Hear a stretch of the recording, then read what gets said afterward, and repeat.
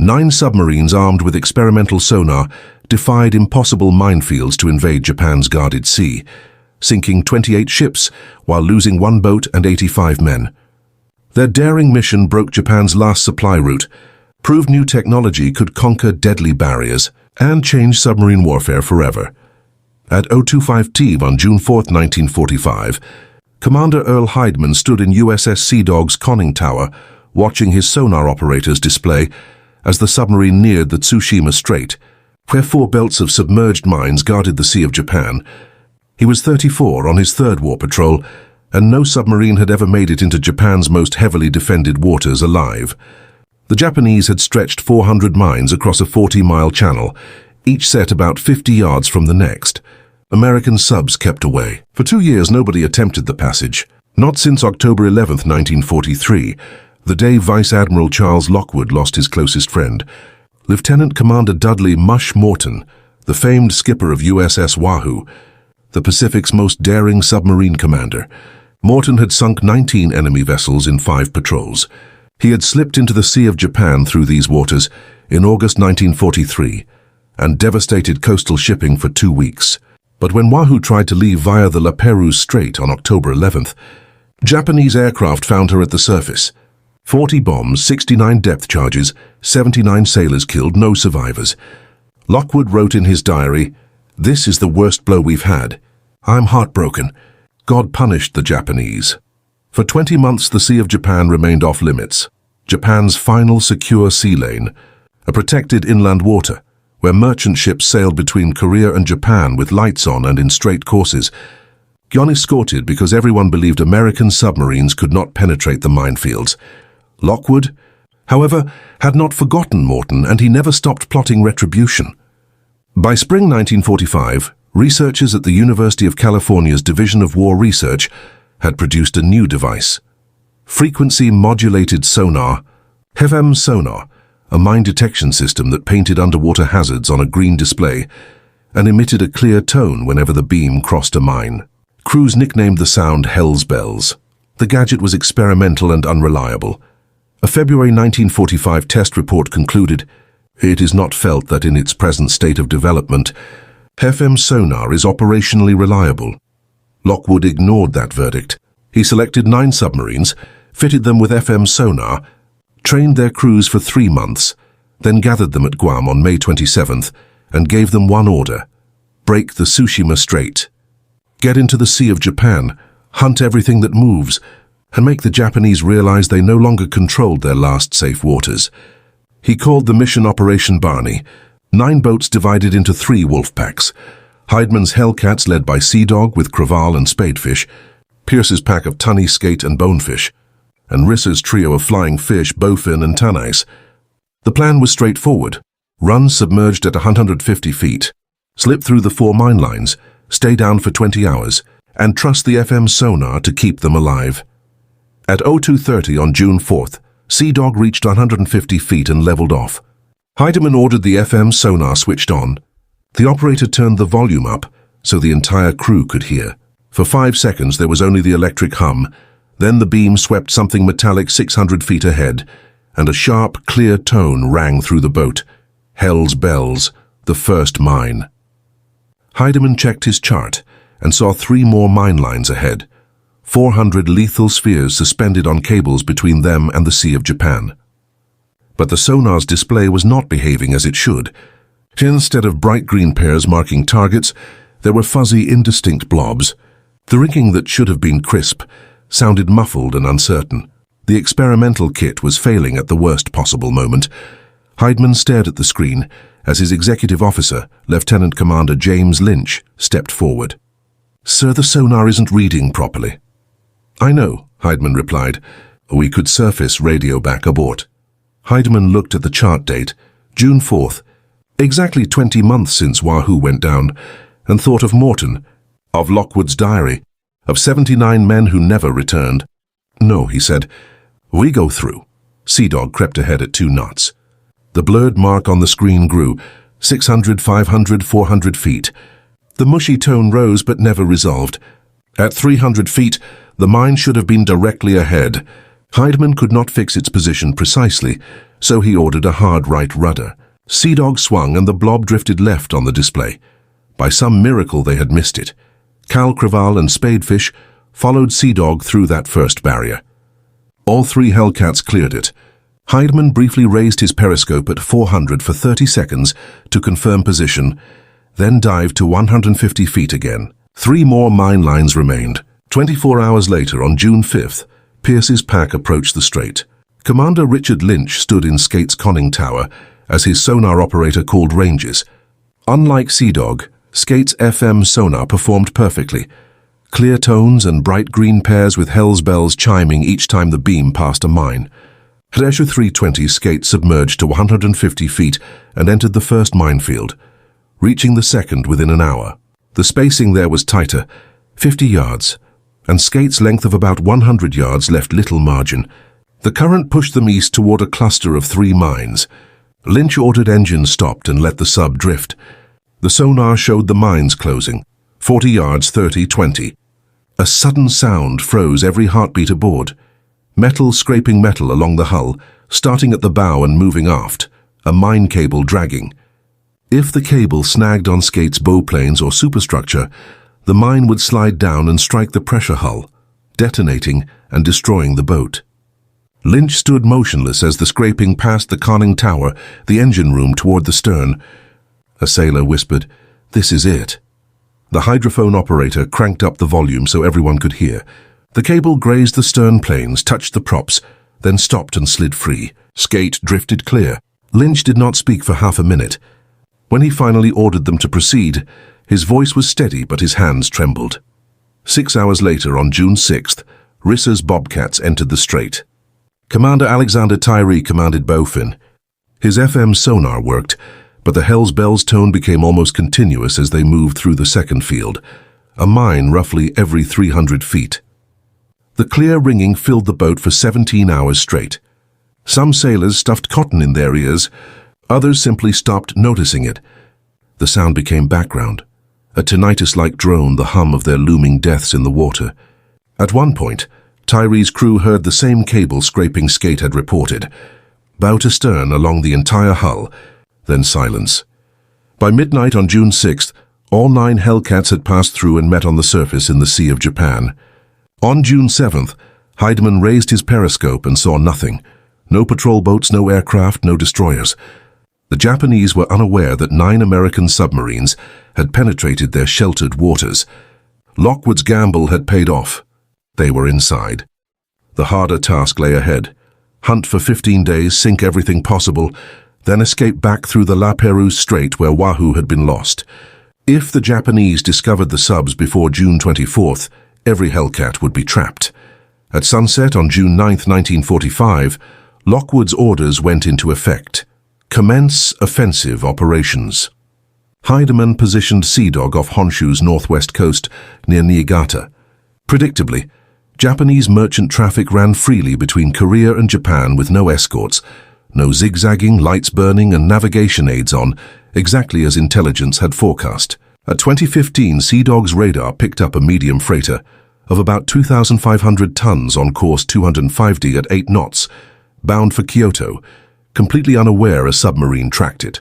Hydeman fired a Mark 18 electric torpedo from roughly 200 yards.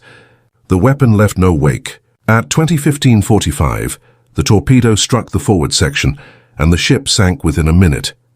By midnight, Sea Dog had sent 2 more freighters to the bottom. Sagawa Maru 1,186 tons and Shoi Maru 2,211 tons, both hit and gone within minutes. The other Hellcats spread out and began their own hunts. Spadefish worked the northeast coast near Sado Island. Creval ran lanes between Vladivostok and Suruga. Tunny and Skate moved toward Toyama Bay. And Flying Fish, Bowfin and Tanais patrolled the Korean coast. Between June 9th and June 20th, the Hellcats sank ships faster than Japanese Naval Command could account for.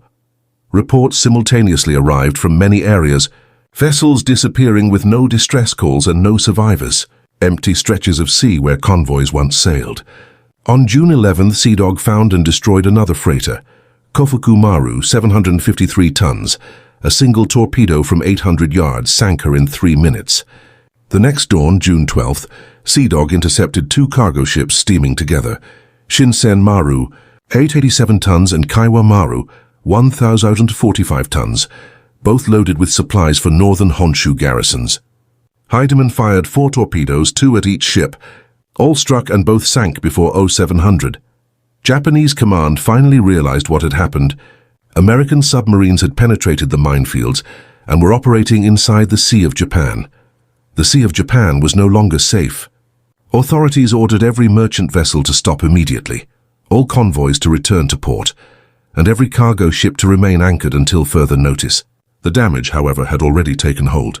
By June 15th, when Sea Dog sank Kwanmaru off Akita, fear had spread through Japan's merchant marine. Sailors refused new postings, captains resigned, and dock workers went on strike.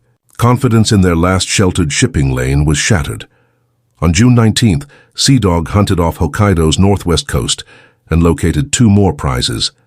The Army cargo ship Kokai Maru, 1,072 tons, and the merchant Shinhi Maru No. 3, 958 tons. Both attempted to make Otaru under fog cover. Hydeman tracked them on radar and fired from about 300 yards. By midday, both had gone down. That brought Sea Dog's tally to 6, the most of any Hellcat. In 11 days inside the Sea of Japan, Hydeman had sunk more tonnage than many submarines achieved in entire patrols. But on June 19th, something went wrong for the force. Commander Lawrence Edge, skipper of Bonefish from Pierce's group, sent his last radio at 1400 from Toyama Bay reporting an attack on a small convoy, then fell silent. Bonefish never reported again and failed to reach the rendezvous. On June 23rd, the 8 surviving Hellcats assembled at the planned coordinates in the northern Sea of Japan to prepare their escape. Hydeman waited until midnight. Bonefish did not appear. The Japanese had finally claimed one of them. Now 8 subs faced the La Perouse Strait, the same narrow exit where Wahoo had been lost, and 79 men had perished under bombs and depth charges. This time the enemy knew submarines were inside. Hydeman made a choice that would either save them all or doom them. Rather than follow doctrine and pass submerged through La Perouse, he ordered a high-speed surface dash at 21 knots straight through Japanese patrol waters in the dark. The decision was reckless. On the surface they were exposed to radar, aircraft and patrol boats. But after 20 days of constant strain, listening to Hell's Bells tones and hunting in enemy waters, while Bonefish was lost, the crews were exhausted. They could not endure another 20-hour submerged transit through mines, so Hydeman elected to run fast on the surface under cover of night. At 2100 on June 24th, Sea Dog led the column, followed by Creval, Tunny and Skate in tight formation at maximum speed. Flying Fish, Bowfin, Tannis and Spadefish trailed as a second group. Hydeman stood on Sea Dog's bridge, scanning the dark horizon with binoculars. The night was moonless and calm, good for a run, until their SJ surface search radar suddenly failed as they neared La Perouse. "Radar's out, sir," Lynch reported. "I know we're blind," Hydeman replied. He signaled Creval to take the lead, while Sea Dog's techs frantically worked on repairs. At 00 on June 25th, they restored the radar and Sea Dog resumed the lead. The strait narrowed to about 17 miles, shallow with strong currents, the place where Morton had died. Hydeman had memorized Japanese patrol routines from reports and survivor accounts. Patrol boats guarded both ends. Aircraft rotated schedules and listening posts on Sakhalin kept watch. The enemy expected an exit north and lay in wait. At 02:35, Sea Dog steamed through the narrowest point at 21 knots.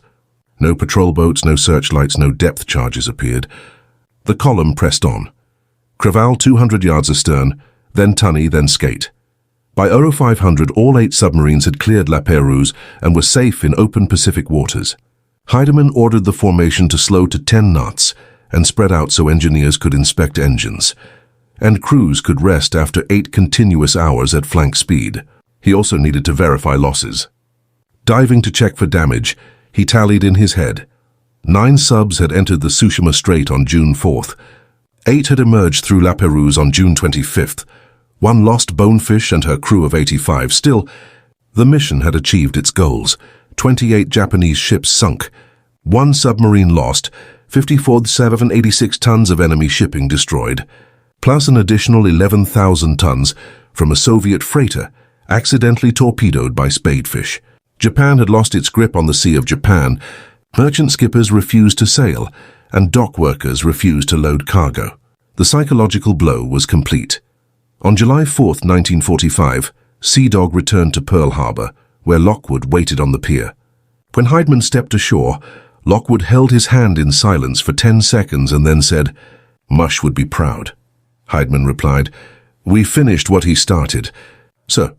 Lockwood glanced at the 8 submarines tied up at the dock, 8, not 9, and reflected that they had broken into Japan's forbidden waters, avenged Wahoo, and proved that submarines fitted with FM sonar could navigate minefields. Every survivor received a certificate from Lockwood, enrolling them in a tongue-in-cheek, Distinguished Order of Mighty Mind Dodgers for surviving the war's most perilous waters. Yet the cost was real.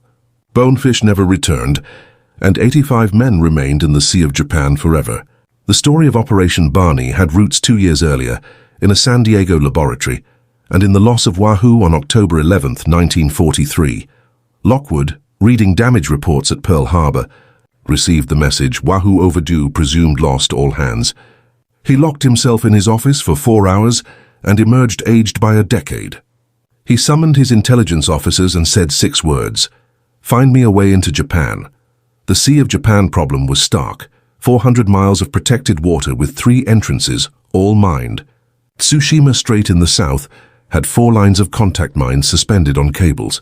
La Perouse in the north contained scattered fields across 17 miles. Soya, Tsugaru Strait between Honshu and Hokkaido, was too shallow and too closely watched. 1943 sonar systems were built to detect ships, not stationary mines. A mine 300 feet away was effectively invisible until a periscope spotted its cable, and it was too late to evade. Thus the Sea of Japan remained off-limits, while Japanese merchant ships moved unmolested, carrying iron, coal, food, ammunition, everything that fueled Japan's war. Lockwood refused to accept that reality.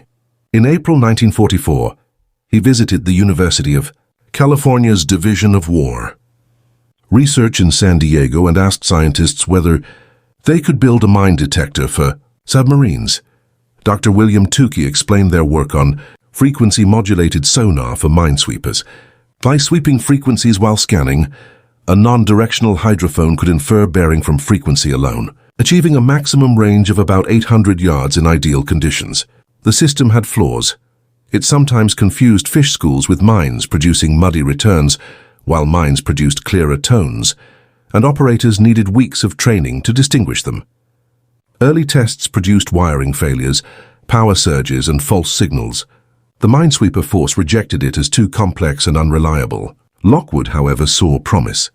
He asked if it could be adapted to submarines. "Maybe if we solve the reliability problems," Tukey answered. Lockwood allocated funds, assigned engineers, and ordered 5 boats, Flying Fish, Skate, Bonefish, Creval, and Sea Dog, refitted in late 1944 for FM sonar trials. Initial trials were disastrous. Wiring errors made the system howl and screech, driving crews to distraction. Engineers tore out the gear and began again. By January 1945, they had corrected the wiring, and the FM sonar began to function. Mines appeared as bright green pairs on the PPI screen and produced a clear ringing tone when swept. Operators could now distinguish mines from fish and had a consistent range of about 800 yards, enough warning to maneuver, yet the system remained prone to random glitches, blank screens and muddy tones. A February 1945 evaluation concluded that FM sonar was not operationally reliable in its current state. Lockwood read the report and set it aside. He had waited 16 months since Wahoo's loss and could no longer tolerate Japanese shipping in the Sea of Japan. 6 million tons a year moving unmolested and sustaining Japan's war effort. In January 1945, he ordered plans for a large-scale penetration of the Sea of Japan. He chose Commander William Seaglaff to head the planning. Seaglaff was a seasoned submariner with 7 war patrols and 15 ships sunk. He knew boat handling, tactics, and the stakes. His concept was daring. 9 submarines fitted with FM sonar divided into 3 wolf packs, slip through Tsushima Strait on 3 successive nights, hunt for 15 days, then bolt out through La Perouse at high speed. The aim was to prove subs could thread minefields, avenge Wahoo and shatter Japanese faith in their last secure waters. Lockwood christened the plan Operation Barney after Seaglaf's nickname. A major unknown remained: the precise locations and layout of the mine belts. Intelligence indicated 4 mine lines in Tsushima Strait, but exact positions, spacing, and cable depths were uncertain. The Japanese had laid the fields in 1942-43, and no American submarine had ever approached close enough to chart them. Seaglaf needed reconnaissance. In March 1945, he sent Tanais on a special fact-finding mission under Commander Richard Lahm with clear orders.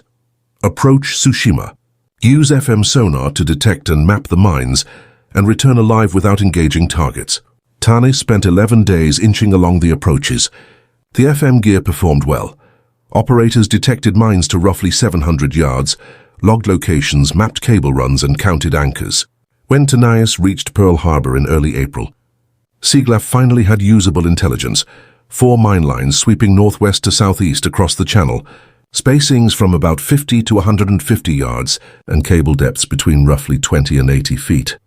The field was lethal but crossable. If FM sonar functioned, operators stayed sharp, navigation stayed exact, and nothing catastrophic happened. Seaglaf selected crews carefully: seasoned boats, steady commanders able to endure long submerged transits while listening to Hell's Bells tones.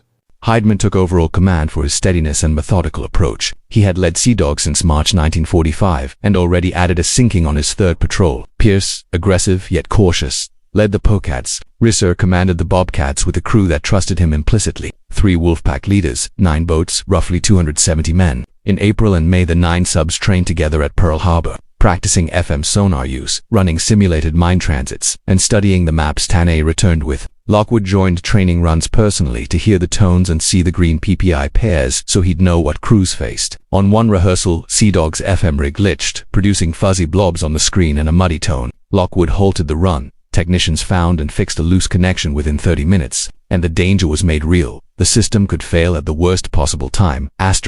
On May 20th, Lockwood assembled the 9 skippers, reviewed the final plan, recounted Wahoo and Morton and the 79 lost men, and offered a voluntary opt-out. "This mission is voluntary," he said. "Any commander who wants out can bow out now with no stigma." Every skipper stayed. On May 27th, the Hellcats left Pearl Harbor for Guam, arriving May 29th to complete final checks, load torpedoes, and rehearse briefings. Lockwood flew to Guam on June 2nd to see them off, meeting each commander, shaking hands, and giving final orders. To Hydeman, he spoke plainly: if FM sonar fails in the minefield, surface and radio for help, abort the mission. He would not lose another boat for pride. Hydeman acknowledged the order, but both men understood the grim reality. Inside a dense minefield with faulty FM gear, surfacing and calling for aid was likely pointless. Survival might depend on pushing on, trusting the equipment, the crew, and sheer luck. On June 4th at 2:15, Hydeman's faith would be tested. Operation Barney's effect on Japan was swift. Within 48 hours of the first strikes, Japanese Naval Command issued emergency directives ordering all merchant traffic in the Sea of Japan to stop, convoys to return to port, and cargo ships to anchor until further notice. By June 10th, some 643 vessels were affected and more than 3 million tons of shipping were immobilized. The Sea of Japan carried essential raw materials: iron from Korea, coal from Manchuria, food from occupied regions, roughly 70% of Japan's inbound resources. Cutting that flow crippled the war economy. Within a week, steel output fell about 18%. Ammunition factories reduced production by 22%, and food deliveries to major cities dropped to around 40% of normal. The paralysis was psychological as much as physical. Sailors refused assignments, captains resigned, dock workers struck for hazard pay, and insurers refused coverage for cargo bound for Korean ports.